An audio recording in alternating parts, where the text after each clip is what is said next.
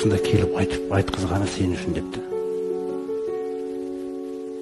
Сен мұсылманның жүрегіне қуаныш сыйладың ба, сен қалай болады? Мысалы, ахаббул аъмали илаллахи дейді пайғамбарымыз.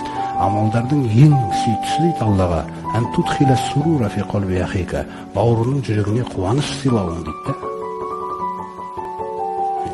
Сондықтан айналаңдағы мұсылмандарды ұмытпа, жалғыз болма, жалғыз бол Алла Тағала. Сіз бізді бауыр болуды қалаған, дос болуды қалаған.